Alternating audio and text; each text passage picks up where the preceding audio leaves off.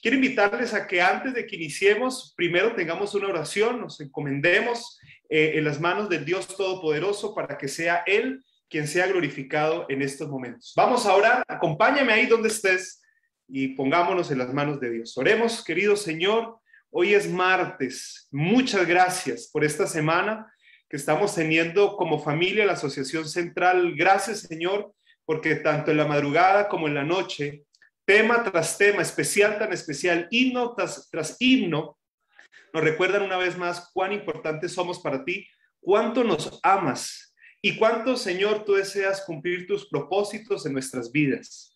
Nosotros que hemos recibido grandes tesoros de ti, que hemos recibido muchas bendiciones de tu parte, nos convertimos en mayordomos y somos conscientes que todo don perfecto proviene de ti. Por lo tanto, Señor, capacítanos, danos mucha sabiduría para que cuando tú vengas seamos mayordomos de que no tengamos nada de qué avergonzarnos, para que tú nos puedas decir, bien hecho, siervo fiel. Por eso, Padre, es tan necesario que tu Espíritu Santo nos acompañe en estos momentos para que Él sea quien nos ayude a entender el mensaje que tú nos quieres transmitir. También, Señor, antes de finalizar, quiero encomendarte en tus manos a nuestra hermana Diana Álvarez. Ella está pidiendo oración por dos asuntos específicos. En primer lugar, por su sanidad espiritual y también por su sanidad financiera. Bendice, Señor, a la hermana Diana. Dale mucha sabiduría, mucha inteligencia para que ella pueda subsanar tanto sus problemas espirituales como sus problemas financieros. Que ella pueda entender, y todos los que estamos aquí, que tú eres el Dios de milagros, que tú eres el Dios todopoderoso, y que cuando tú estás con nosotros no tenemos nada que temer, porque tú peleas nuestras batallas. Eso, Señor, lo agradecemos, pero también lo pedimos en el bendito y glorioso nombre de Cristo Jesús. Amén, amén y amén. Muy bien, queridos amigos y hermanos, vamos a ir a la Biblia. Si tú tienes Biblia, por favor, acompáñame. Vamos a abrirla en el libro de Segunda de Corintios. Segunda de Corintios, capítulo 8, versículo número 9. Allí está el versículo donde vamos a extraer la meditación de esta noche. Segunda de Corintios, capítulo número 8, versículo número 9. Si tú no tienes Biblia o no, por alguna razón no está allí cerca, yo aquí la tengo en diapositiva, permíteme, lo comparto para que todos lo podamos leer. Segunda de Corintios, aquí está. Segunda de Corintios, el capítulo número 8, el versículo número 9, la palabra del Señor, el apóstol Pablo dice una cosa poderosísima y es lo que vamos a analizar en esta noche. Dice así el versículo número 9 de Segunda de Corintios, capítulo número 8. Porque ya conocéis la gracia de nuestro Señor Jesucristo, que por amor a vosotros se hizo pobre, siendo rico, para que vosotros con su pobreza fueseis enriquecidos. ¡Wow! Tremendo versículo. Lo que el Señor ha hecho, hizo y hará por nosotros. Y es interesante, queridos amigos y queridos hermanos, que la Biblia es clara y enfática al decir que Dios lo ha dado todo para la salvación del ser humano. Dios nos ha dado el mejor regalo, el mayor privilegio que nosotros podemos tener en esta tierra, que se llama la salvación. Y para que Dios pueda darnos esa salvación, Él tuvo que hacerse pobre, recordando que Él era rico. ¿Y por qué se hizo pobre? Bueno, el versículo que acabamos de leer finaliza diciendo, para que tú y yo podamos ser enriquecidos. Enriquecidos con todas las bendiciones espirituales que Dios nos quiere entregar a nosotros. Bendiciones que sobrepasan incluso lo que nosotros imaginamos. Bendiciones que incluso nos llevarán y nos conducirán a una vida eterna. Y para que tú y yo recibamos esa bendición es porque el Señor lo hizo todo, todo. Segunda de Corintios capítulo 8, versículo 9, me habla a mí, querido amigo, querido hermano, me habla a mí de un Dios que da todo, un Dios que es liberal, un Dios que entrega todo, un Dios que no se ahorra nada, porque con tal de darnos el privilegio de la salvación, el Señor dio todo lo que Él tenía. No se guardó absolutamente nada. Y gracias a que Él se vació, gracias a que Él entregó todo, tú y yo somos enriquecidos con las bendiciones diarias que el cielo nos otorga a cada uno de nosotros. Y es que cuando nosotros vamos a la Biblia, cuando nosotros permitimos que sea la Biblia la que nos muestre lo que Dios ha hecho por nosotros, por ejemplo, nos damos cuenta en el libro de Génesis, el capítulo número 3, el versículo número 21, un versículo que a mí me fascina en todo el triste relato de Génesis capítulo 3. Tú recordarás que Génesis 3 es cuando habla acerca de la caída de Adán y Eva. Triste, lamentable, algo que realmente vivimos nosotros las consecuencias de ese error. Pero mira lo que dice el versículo 21. Es increíble que en medio de esa confusión, en medio de esa tristeza, el Señor dice, y Jehová Dios hizo al hombre y a su mujer túnicas de pieles y los vistió. ¿Y por qué es interesante este versículo? Porque, a ver, mira, vamos a recordarlo. Yo sé que tú lo sabes. Quien pecó, quien se alejó, quien se rebeló, fue Adán y Eva. Quien se escondió fue Adán y Eva. Quien se alejó del pacto fue el hombre. Quien quebrantó el compromiso con Dios fue el ser humano. Quien rompió esa relación clara y estrecha, profunda que tenía Dios con sus seres creados, fueron Adán y Eva.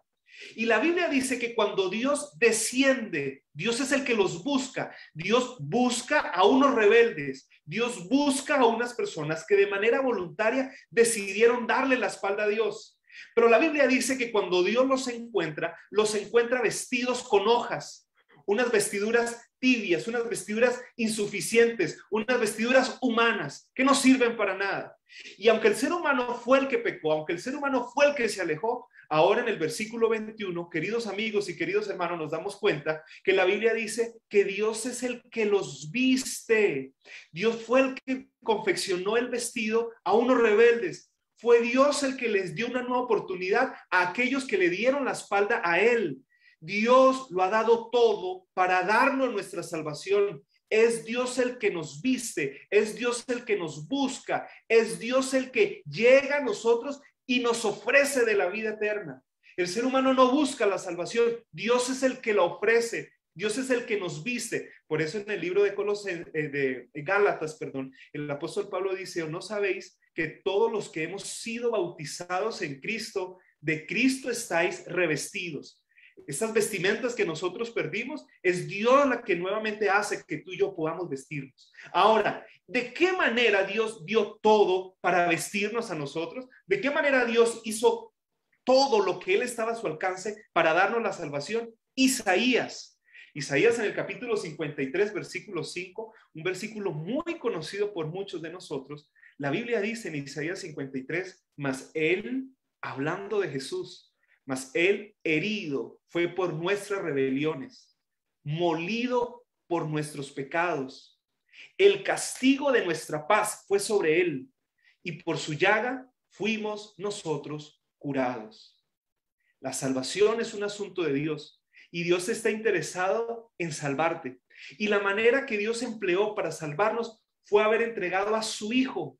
Jesús vino a la tierra para que tú y yo tengamos esa paz que gozamos hoy, para que tú y yo tengamos esa esperanza de una vida eterna. ¿Y por qué tú y yo gozamos de esa esperanza? Porque Dios lo dio todo.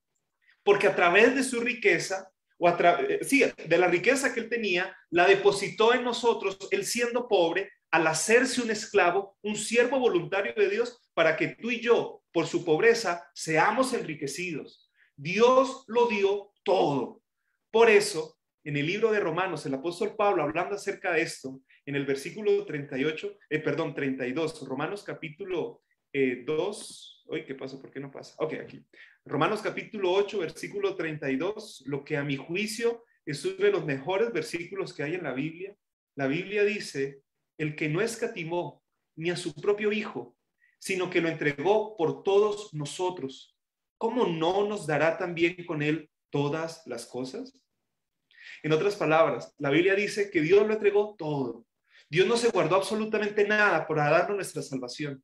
Dios no ahorró absolutamente nada. Todo lo que tenía lo entregó. Y Dios entregó todo a través de su Hijo.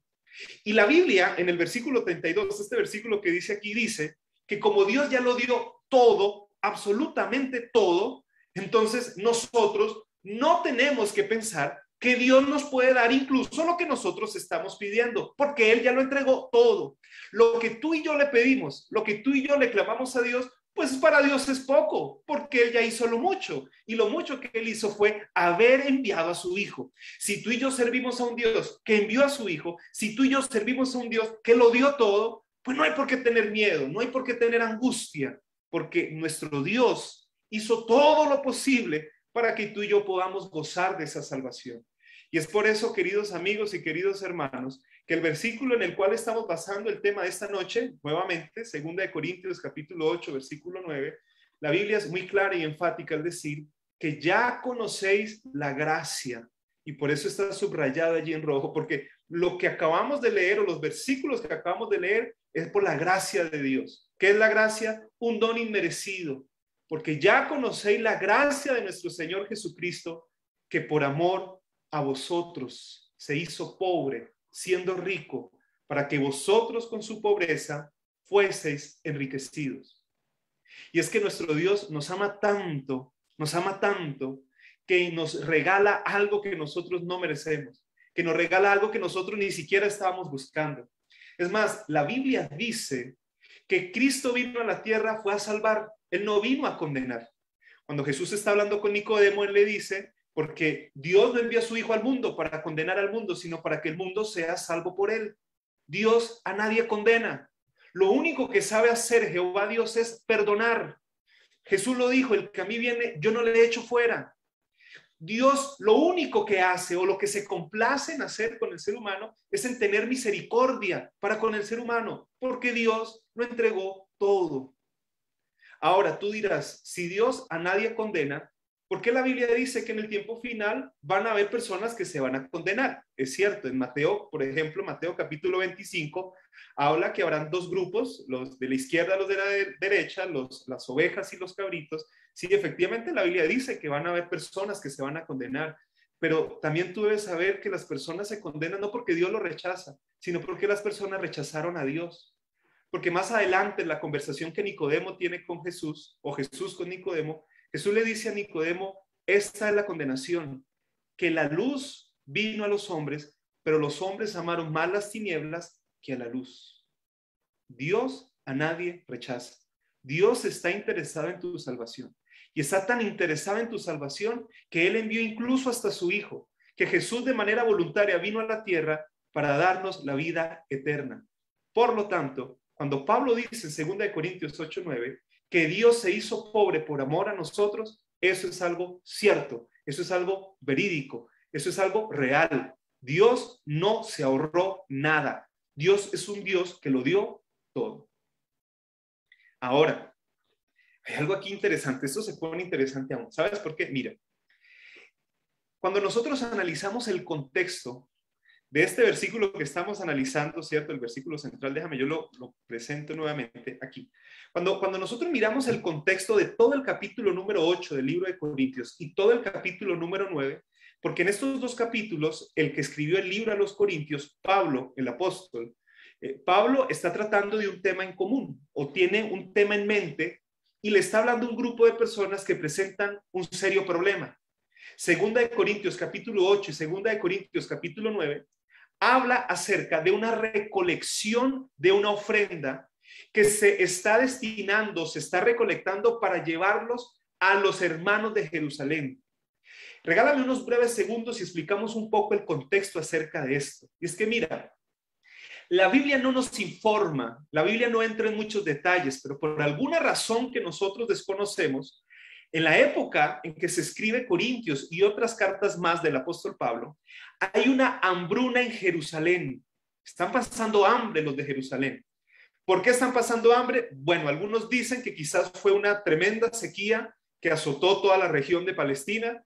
Otros dicen que quizás pudo haber sido un terremoto que causó devastación. Es decir, no sabemos a ciencia cierta qué fue lo que causó una hambruna en Jerusalén. Muchas personas aguantaban hambre, había poca comida.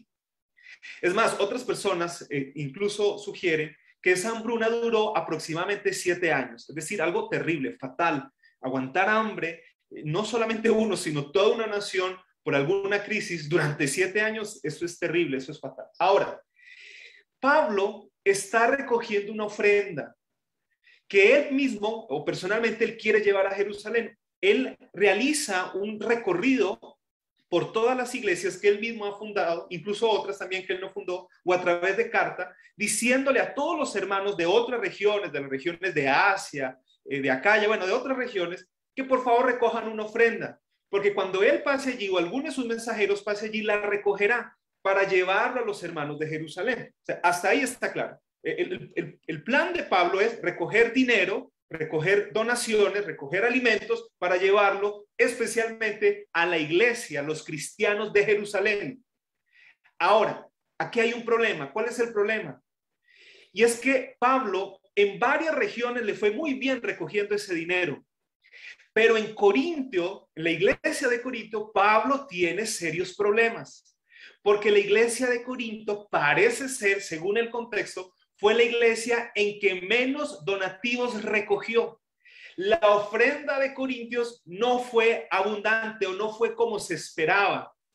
Entonces Pablo, como buen apóstol, escribe una carta y en el capítulo 8, en el contexto, invita a los hermanos de la iglesia de Corintios a que por favor su ofrenda para los necesitados en Jerusalén sea una ofrenda generosa, amplia y alegre.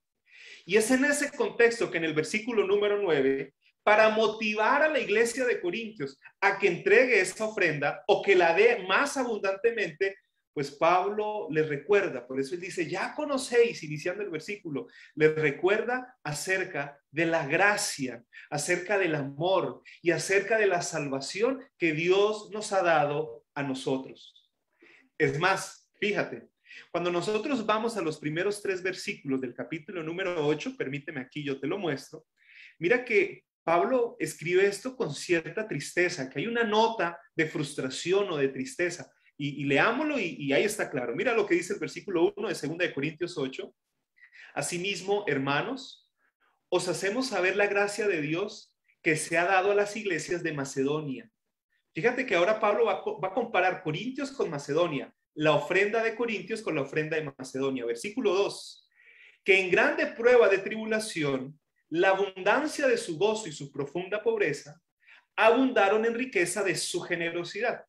En otras palabras, las iglesias de Macedonia, Berea, Filipos, Tesalónica, las iglesias que estaban ubicadas en la región de Macedonia, eran más pobres que las iglesias de Corinto. Pero paradójicamente, aunque eran más pobres que la iglesia de Corinto, recogieron más dinero. Versículo número 3. Pues doy testimonio de que con agrado han dado conforme a sus fuerzas, los de la iglesia de Macedonia, y aún más allá de sus fuerzas. En otras palabras, a Pablo le fue muy bien en Macedonia recogiendo las ofrendas. Le fue excelente, maravilloso. Pero cuando llega a la iglesia de Corinto, bueno, encuentra un problema. Y es que efectivamente los de Corintios sí recogieron una ofrenda, y eso lo vemos en Primera de Corintios, en la primera carta, en el capítulo 16, sí, o sea, sí se recogió. Efectivamente, ellos apartaron el primer día de cada semana ese dinero. Solo que comparativamente hablando, no era lo que se esperaba acerca de la iglesia de Corinto. Ahora, por eso Pablo utiliza estos 2 capítulos para motivar a los hermanos a que ofrenden voluntariamente y generosamente. Y la estrategia que Pablo utiliza, como ya vimos, para que esa ofrenda aumente, es enseñarles, mostrarles, recordarles que Dios lo dio todo para nuestra salvación. Ahora, ya para ir prácticamente finalizando la parte de esta noche, aquí hay una pregunta que es necesario que respondamos entre todos, porque no solamente se aplica a la iglesia de Corinto, también se puede aplicar a mi vida y a tu vida. La pregunta que dice aquí es, ¿por qué la ofrenda de los corintios era o fue tan escasa? ¿Qué ocurría en ellos? ¿Qué había en su mente? ¿Cuáles eran sus convicciones? ¿Cuáles eran sus ideas? Y de qué manera las mismas convicciones que ellos tenían también las podemos tener nosotros hoy en día. Porque el problema de Corintios no es un problema único o local. También es un problema que trasciende los siglos, incluso llega hasta nuestros días. ¿Por qué al ser humano le cuesta a veces ser generoso en los donativos para con un Dios que fue generoso? ¿Por qué al ser humano le cuesta ser libre en sus posesiones, en su dinero, en sus recursos, para ayudar la causa de un Dios que lo dio todo para nuestra salvación? ¿Será que en algún sentido nosotros nos podemos identificar con la iglesia de Corintios? ¿Será que los miedos, los temores, la desconfianza que los corintios tenían puede ser miedos, temores y desconfianza que nuestro corazón propio también parece tener? Bueno, yo creo que la respuesta es sí, pero vamos a la Biblia, porque en el capítulo número 9, Pablo describe de una manera magistral los problemas que había en Corintios, que era lo que impedía, ¿cierto? Era lo que impedía sus grandes o generosas ofrendas, que también pueden impedir, se me olvidó esa palabra, que puede impedir también nuestras ofrendas. Vamos a verlas. Son 3 razones que Pablo coloca o describe en el capítulo número 9. Vamos a verlas. 3 razones de que las ofrendas sean escasas. Número 1, dice allí desconfianza. Déjame, yo coloco aquí esto, un puntero. Ok, aquí está. Número 1, desconfianza en la provisión divina. Segunda de Corintios, capítulo 9, versículo número 6, hermanos, leemos lo siguiente que dice, pero esto digo, el que siembra escasamente, también segará escasamente, y el que siembra generosamente, generosamente también segará. Esto es un principio divino. Y déjame decirte que todas las cosas que Dios lo dice o lo asegura es porque Él lo cumple.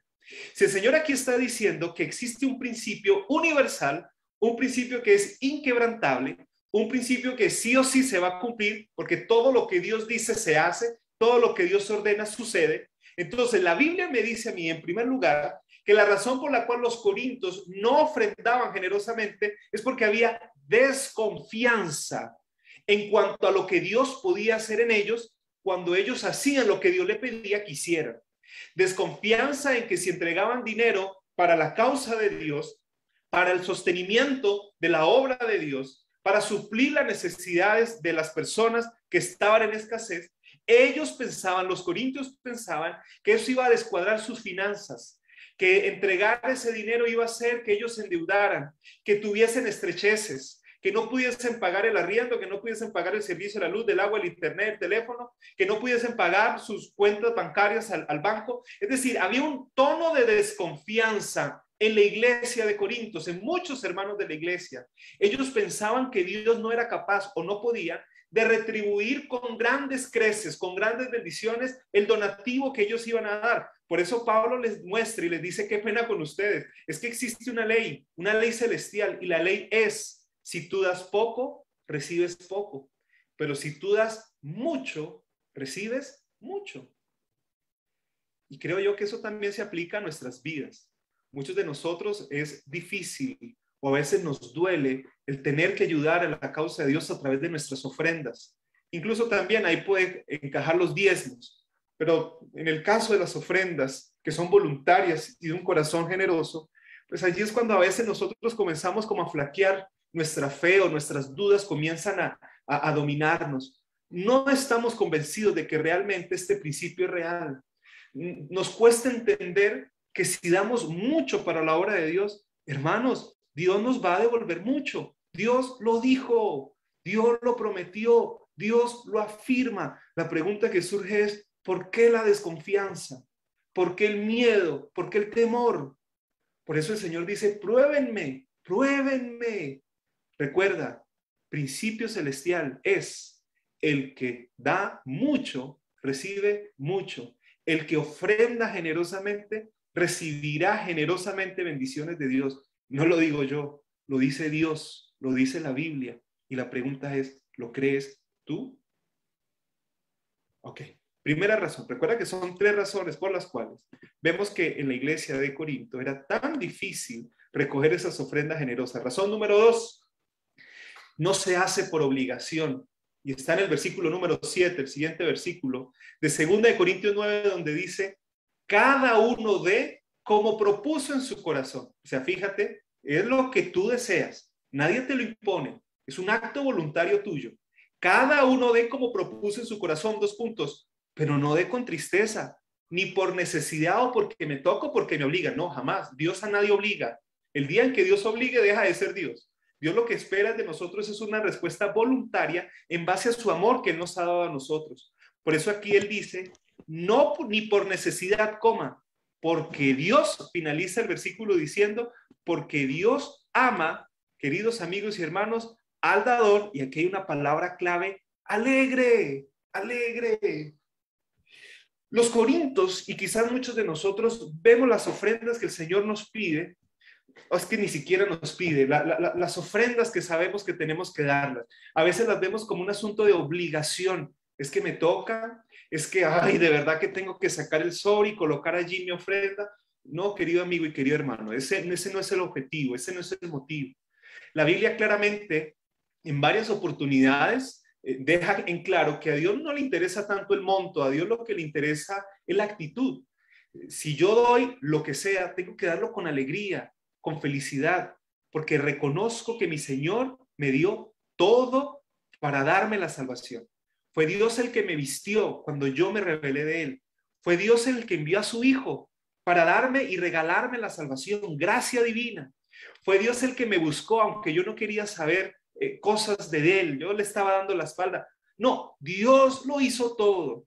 Y como Dios lo hizo todo en respuesta a ese maravilloso regalo que Dios nos dio, que incluso hizo que Él fuese pobre, a nosotros debe despertarnos un sentimiento de alegría, de alegría. En la iglesia de Corintios, ellos no veían las ofrendas como un asunto de alegría, sino de obligación. Y ese sentimiento de obligación hacía que sus ofrendas fuesen escasas. Pero Pablo aquí les está diciendo, no, no lo den porque les toca, no le den porque les dijeron o porque qué pena, cómo vamos a quedar de mal frente a las otras iglesias. No, Pablo aquí dice, denlo todo con alegría, con alegría. Ahora, yo te pregunto, cuando tú llevas tus ofrendas al Señor, cuando tú llevas tus ofrendas al adelanto de la iglesia del Señor, la pregunta que surge aquí es, ¿tú lo das con alegría? O sea, ¿lo das porque hay una respuesta natural en ti cuando reconoces cuán grande es Dios, cuántas maravillas ha hecho, cuánta pobreza Cristo soportó en esta tierra para darnos la salvación? ¿Cuál es el sentimiento que hay en tu vida cuando tú llevas la ofrenda a la iglesia? ¿Cuál es el sentimiento? Incluso alguien dirá, no lo he experimentado porque nunca he llevado nada. Bueno, también analiza por qué eso sucede o por qué te cuesta llevar las ofrendas a la iglesia. ¿Cuál es el miedo, el temor o no sé, no sé qué hay en tu cabeza? Yo no lo sé. Lo único que yo sí sé es que lo que la mente humana tiene que hacer es llenarse de lo que la Biblia dice, que Dios, siendo rico, se hizo pobre para que en su pobreza tú y yo seamos enriquecidos.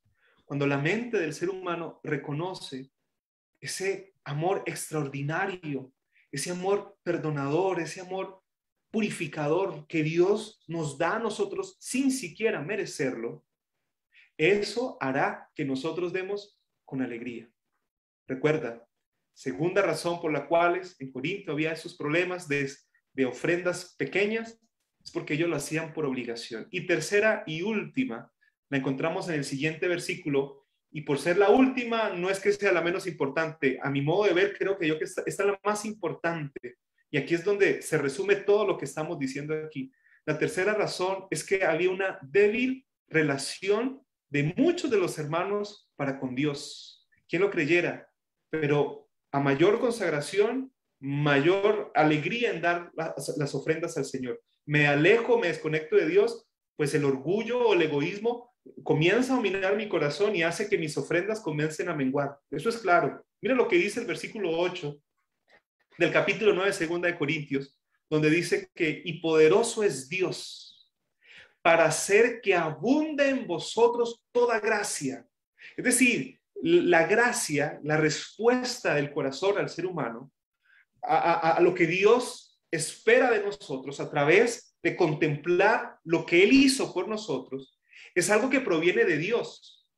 El sentimiento de gratitud por lo que Dios hizo por mí, yo no tengo que esforzarme por sentirlo. O sea, Nicolás Bedoya no tiene que esforzarse y darse golpes contra la pared y decir, tengo que ser generoso con Dios, tengo que ser generoso con Dios. No, eso no lo hago yo, eso lo hace Dios. Eso es lo que está diciendo el versículo. Y poderoso es Dios para hacer, Él es el que lo hace, no soy yo. Y poderoso es Dios para hacer que abunde en vosotros toda gracia. ¿Cuál gracia? La salvación. Que abunde, que llene el corazón.